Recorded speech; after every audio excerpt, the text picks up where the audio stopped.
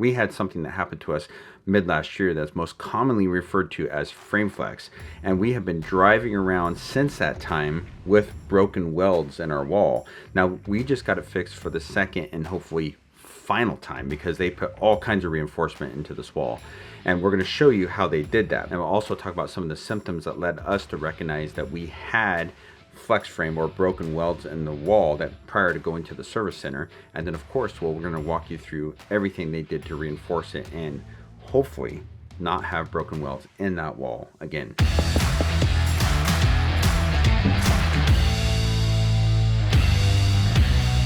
There are a couple key factors that we need to cover with the construction of the unit. I mean, there's the steel frame that the house is built on, and then there is the aluminum frame that the walls are made of, and those aluminum frames typically are filled with block foam insulation and then sandwiched in between two materials.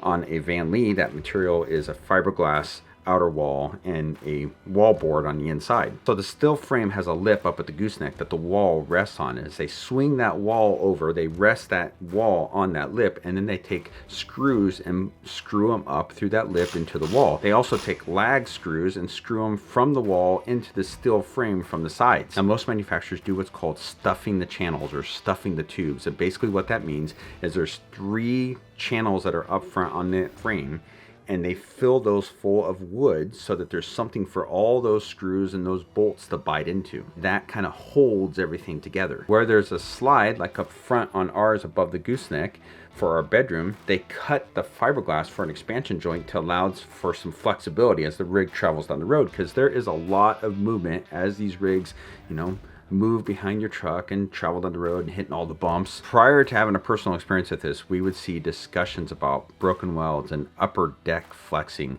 and I would see people post the Lippert document talking about how you can measure from the pin box down to the corners to measure your flex when you're hitched and unhitched, and what that tolerance should be. And I think Lippert outlines that that should be like 1/4 of an inch, and I saw someone post a video where they had like almost 2 inches of flex and they had broken welds in there.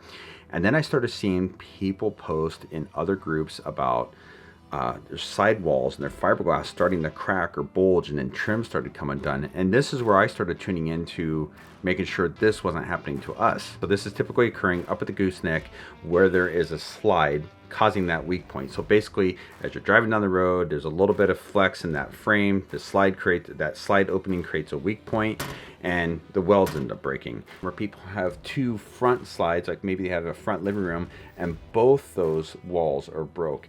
And although it is rare, sometimes it happens on the back slides as well. So I was at a fuel stop where I first noticed a problem, and as I was doing my walk around, just checking the tires and the bikes, making sure everything was okay, I saw some separation at the trim. Now, that doesn't indicate that there's flex frame, but I had seen others report that issue, and that being the beginning. And by the time we got to our landing spot that night, I had the classic signs of flex frame where I had bulging wall, and I could see that the expansion slot, the expansion joint was starting to separate from the wall. We went to the Tiffin Service Center in Red Bay, Alabama to get our welds fixed. And while we were there, we went over to the Vanleigh production plant to talk to those guys about adding gussets or reinforcements to our wall so it wouldn't happen again. Now we found out that they were adding gussets to newly produced units on the line, but they were not able to add gussets to our rig. So what they did is they pulled back our fiberglass, they re-welded our welds, and then they put everything back together. And that's how we left it. Getting a little more sad about our home though, because our home seems to be having more difficulties as we drive. That I don't know what we're gonna do about our slide issue. So those guys over at the Tiffin facility, they tried to repair that broken weld that's in that bedroom slide, and I mean they pulled off that fiberglass, tried to repair it, but man, it broke as soon as we hit the road again. I don't know what else they can do about it. So we're in communication right now with the folks over at Vanleigh trying to figure out what we can do to resolve that. So we were highly discouraged because our welds had already broke one time, and we took it back to the manufacturer where they attempted to fix it.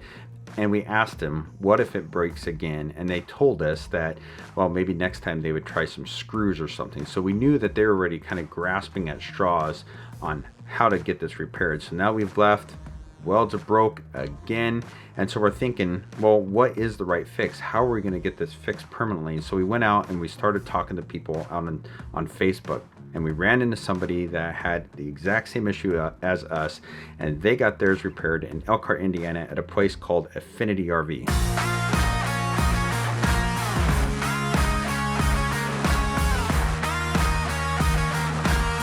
Affinity RV is located in Goshen, Indiana. That's right around the Elkhart area, and this time of year it is cold, but these guys have done this repair hundreds of times to multiple different brands of rigs, and it's old hat to them. They know exactly what they're doing. As soon as we pulled into the parking lot, they went right to work. So we unhitched the truck and we pull up a little bit, and they bring out their lift and they come out and they lift up the rig and they start doing the measurements that Lippert recommends so that you can see how much flex is in there from the pin box down to the corner. And of course, we had quite a bit of flex.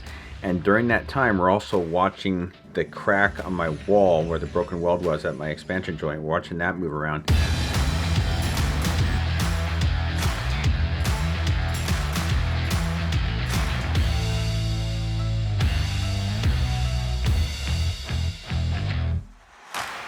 We arrived to Affinity in the afternoon, and they got a rig in the bay, and they were ripping it apart quickly.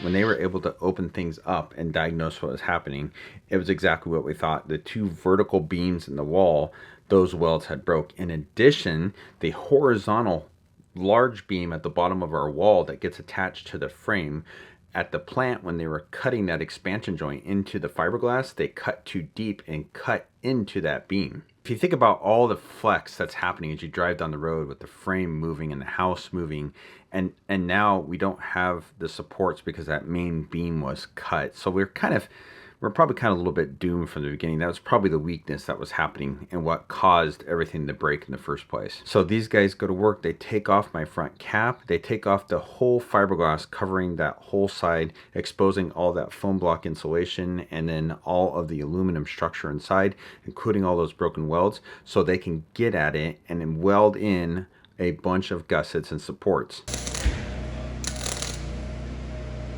So to reinforce that whole wall, they welded 2 gussets on the bottom right hand corner, 2 gussets on that bottom left hand beam, and then 2 gussets up high in the corner.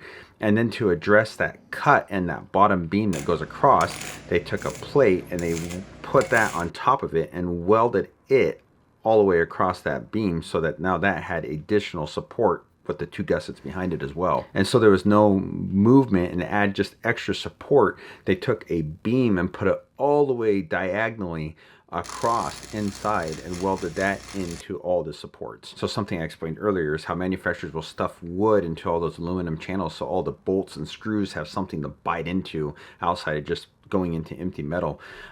My wood in my channel was this big, and they replaced it and shoved it full of wood, giving everything a stronger bite as they screwed that back together. So as they get all the supports welded into the wall, they hollow out a large space and they fill that full of 2x6 inserts and 2x4 inserts, and that just kind of tightens and holds everything together for extra support so that there's no movement. And then they'll cover that with tin as they put the new piece of fiberglass on top of that. Putting it back together, that bottom frame is shoved full of wood, and they're replacing the couple inch screws that the manufacturer used with large 5-inch screws that go all the way up through all those wood channels, just holding that to that bottom lip that's still on the steel frame, just holding that structure together.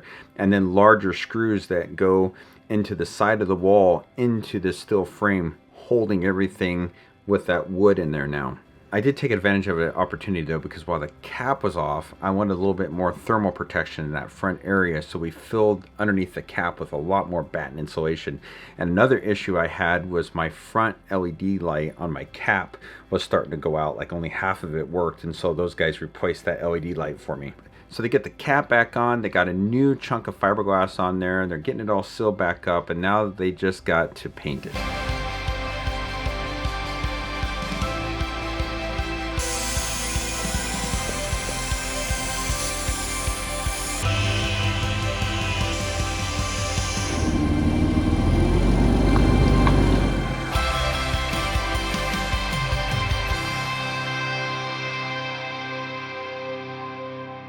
So it's important to note that this isn't brand specific, and it's been happening for quite a long time, although it does seem like there's been a larger rash of them happening recently. And in my initial search on Google, when I first started looking this up, I saw a post in a forum as far back as 2001 where somebody had this exact same problem, but it was the first time that I saw that when they fixed it by adding extra supports and gussets in the wall to address the problem. Maybe we were a bit doomed from the start with that cut in that bottom beam from them cutting that expansion joint and causing, additional weaknesses. Or maybe we would have had to break anyway, because there's been a lot of Vanleigh people that are having this problem, and it's been happening across brands. But with all of these changes, all the additional wood, the bigger screws, all those gussets, I can't see this happening again. I really think we might be at the end of broken welds for us, at least in that wall. You tell me what you think. We'll see you next time.